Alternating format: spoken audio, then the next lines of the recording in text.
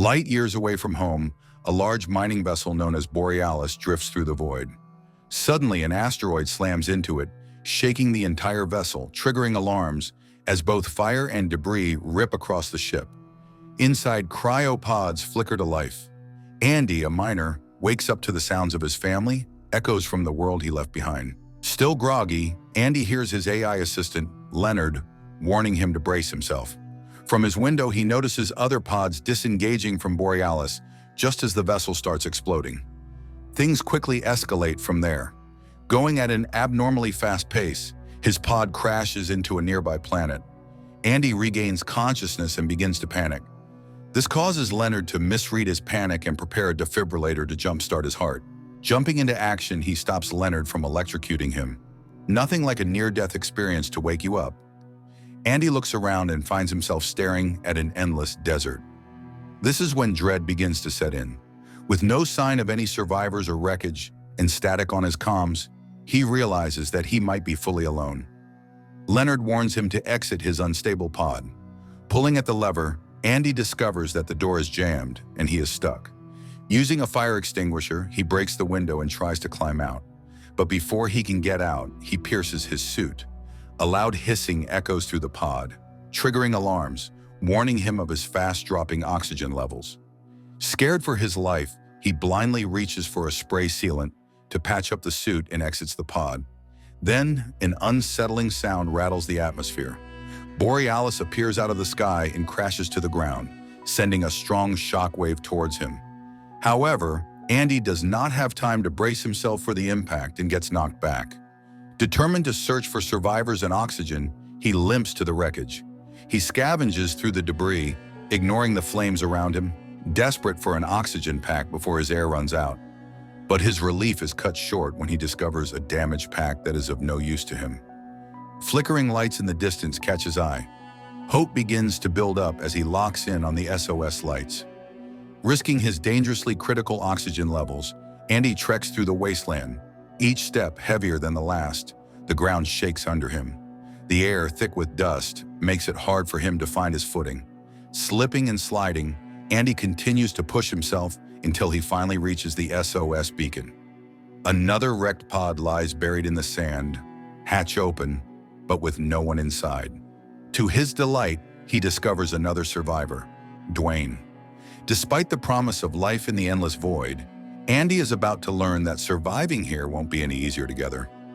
Dwayne is quick to shatter Andy's hopes, explaining that it will take years before anyone comes to their rescue.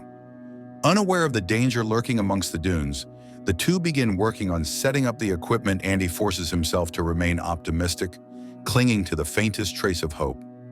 Andy turns to fix a loose cable, but when he turns around, Dwayne is gone, almost as if he were a figment of Andy's imagination. Yet when he calls out to Dwayne, expecting an immediate reply, the only thing that answers is the howls of wind. As the silence settles in, Andy finds himself alone once again. Bearing his fear, Andy focuses on Leonard's guidance and follows a mapped path through the barren terrain that stretches on for miles. Devastatingly aware of his critical oxygen level, he treks the path until he reaches the edge of a cliff. As both exhaustion and frustration creep in, Andy stares into the abyss as the reality rears its ugly head and truth sinks in. For the first time, he allows himself to believe that he won't make it out alive. Suddenly, he hears static. His once dead comms come to life. A faint noise cuts through the silence. A woman on the other end, Naomi. Her tone strained, yet relieved to find another survivor besides herself. She explains that her legs are pinned inside her pod, leaving her trapped and unable to move. But when Leonard maps out her coordinates, Andy realizes that he does not have enough oxygen to make it that far. Naomi begs him to try anyway, promising to share her air supply once he reaches her.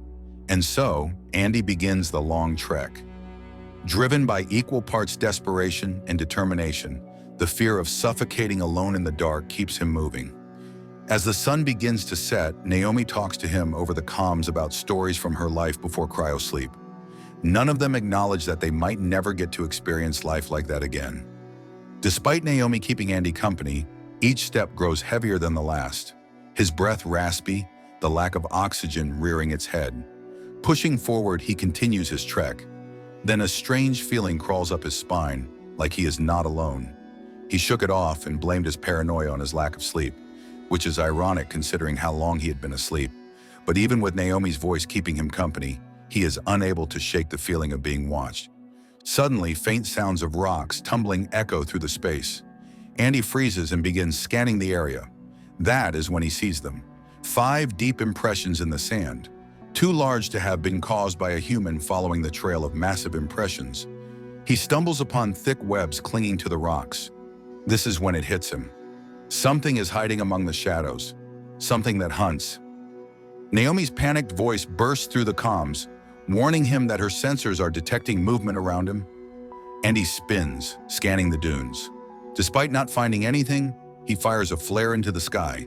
As the night sky lights up, it reveals a monstrous spider, charging straight towards him. Terror floods his veins as he makes a run for it. Lungs burning from the lack of oxygen, every step a desperate fight for life. Not far behind him, the creature screeches, closing the distance between them.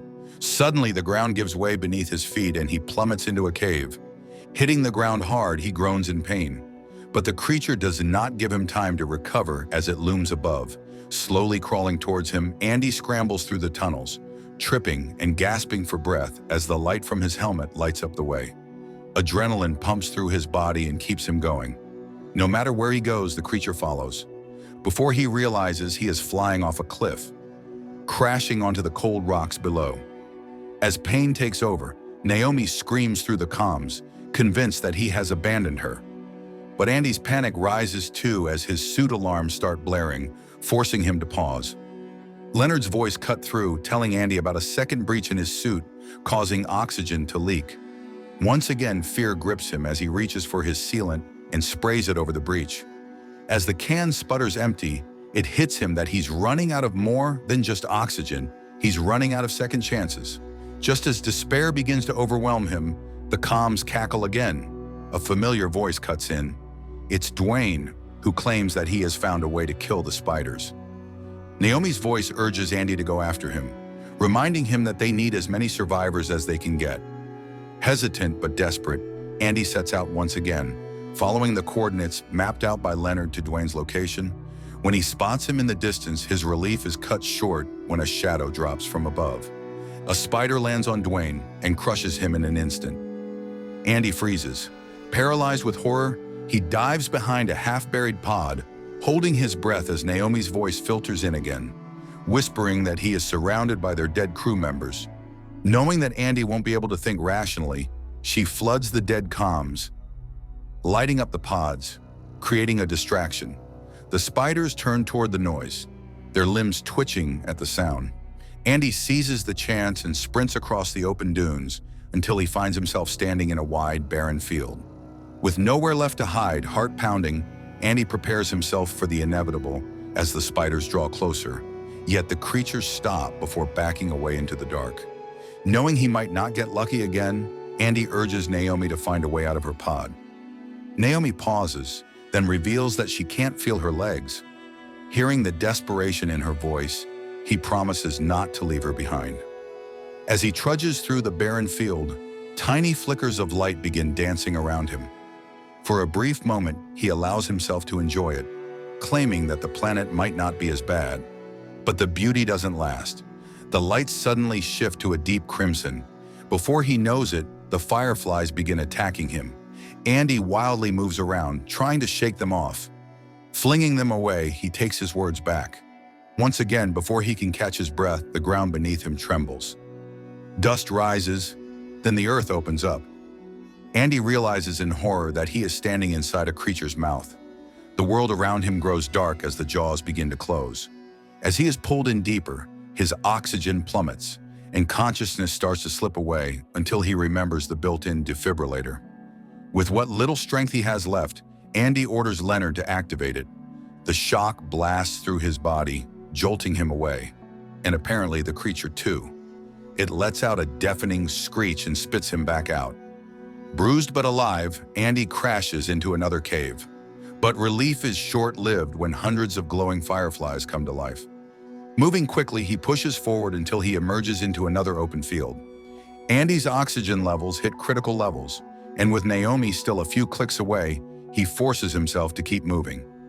Each step caused his throat to feel tighter from the lack of oxygen, until at last, he sees her pod.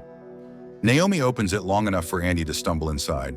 They lock eyes, both too stunned to speak and too exhausted to believe they actually made it. She connects her oxygen line to his pack, giving him enough oxygen to survive.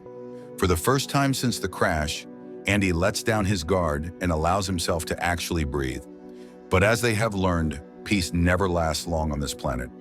When they finally step out, Naomi detects movement in the distance, only to find dozens of spiders crawling towards them. They take off running, racing across the dunes with spiders closing in. Up ahead, the remains of Borealis fill them up with hope. They sprint towards it just as one of the creatures crashes into the hull and impales itself. For a second, it feels like victory until the rest of the creatures catch up to them. Naomi manages to open the doors, and as they enter, they discover that the ship's cargo hold still has a stabilized atmosphere. She tells Andy that they can survive, but before they can celebrate, a bloody trail catches their attention. Following it, they find the twisted remains of Dwayne's body freshly spit out by another spider. Horrified, they hide until it leaves, then make a run for it. But an eerie silence follows. When they turn, the spider is right behind them.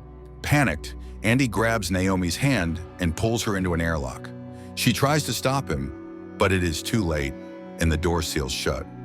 Now trapped with no way to unlock the door from inside, the metallic clawing of the creature echoes from the other side. Breathing heavily, Andy finally breaks the silence. He tells Naomi about the accident that took his family's lives, and how he has been running from it ever since.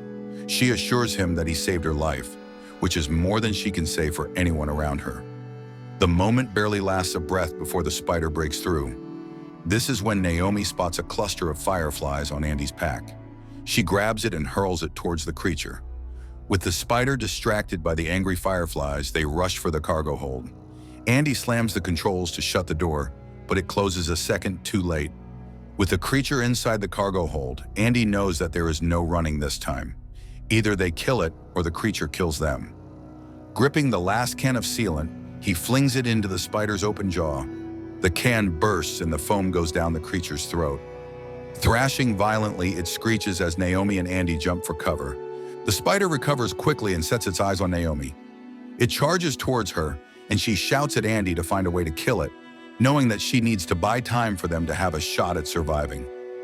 Knowing that their choices are limited, Andy looks around, trying to find something useful, until he sets his eyes on the massive cryopod suspended and heavy enough to crush the spider. A plan begins to form. While the spider corners Naomi, flinging her across the hold, Andy slips towards the pod controls. Naomi scrambles into a pod, hiding, fighting to stay as quiet as she possibly can as the creature prowls nearby. Its legs scratch against the metal doors, searching and sniffing for its prey. Every breath that she takes sounds deafening to her own ears. Finally, the monster turns away and she exhales. When she turns her head and spots the SOS lights hanging inside the pod, a wild idea sparks in her mind. If she can draw the spider's attention to one place, Andy might get the shot he needs. Meanwhile, Andy frantically works to figure out the pod controls. He climbs into a suspended pod and begins its launch. Through the haze, he sees Naomi sprinting across the hold, the SOS lights blazing like a beacon around her neck. The spider zeroes in on her. Andy grabs his son's toy and hits the launch command. The pod ignites, slamming into the creature. For a heartbeat, everything disappears. Time slows down, and Andy's body hurls against the restraints. Memories begin to flood in, the screech of tires and the silence that follows. Everything goes dark. Drifting between life and death, Naomi's voice cuts through the void. Gasping awake, Naomi's face comes into focus. Outside, the first rays of sunrise break through the sky. For the first time since the crash, Andy lets himself hope. Thank you for watching. Be sure to like our channel and subscribe if you enjoy content like this. Also, let us know what movie you would like us to recap next.